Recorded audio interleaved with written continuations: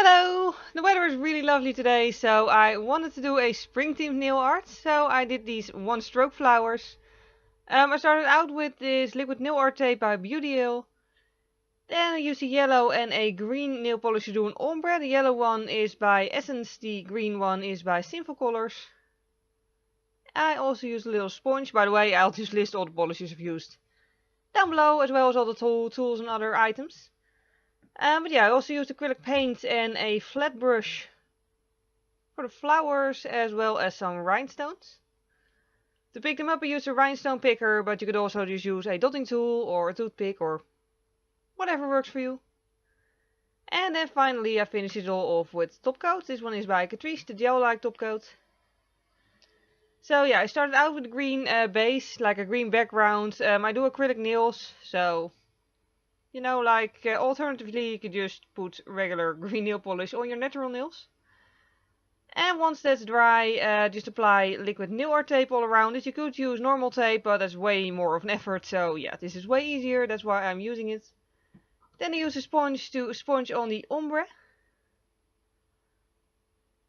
In my experience, what works best is to just do multiple thin layers. Otherwise it gets all weird and bubbly and not quite even.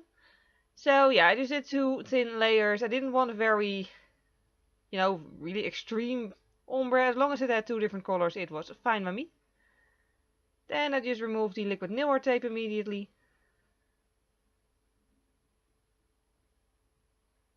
And once that was off there and the nail polish had dried, it's time to apply the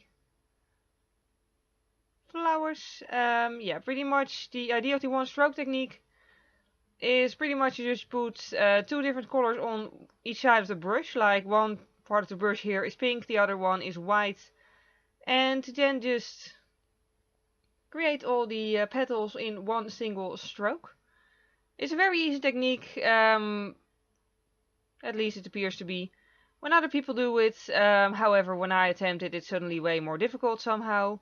I'm still practicing at it, but I suppose as with most things in life, practice makes perfect.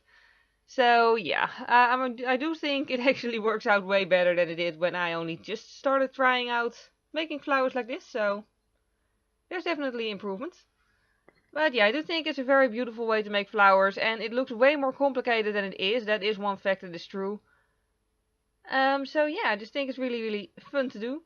I did do multiple layers on each flower because my acrylic paint isn't very good, so it's not opaque in one single layer. Then with the side of the brush I just added some very simple petals. Basically just little tiny green leaves without any detail. I wanted the focus to be on the flowers, but I did want some more detail on the nail as well. And then for the hearts of the flowers I actually used rhinestones, so I just used the top coat as a glue for that.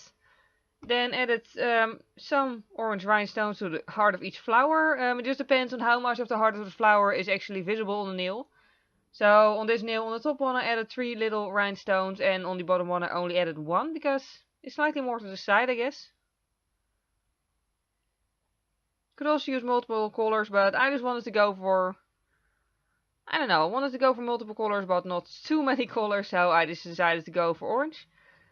And then I added top coat once all the acrylic paint was dry. Just a nice thick coat to make sure all the acrylic paint is sealed in, and also to make sure that the rhinestones stay on for as long as possible. And then here is the final result. It really was a lot of fun to do, and I really love how one stroke flowers look, so I'm definitely going to continue to practice at it. For now, I hope you enjoyed watching this nail art tutorial. Yeah, thank you very much for watching, and see you next time. Bye!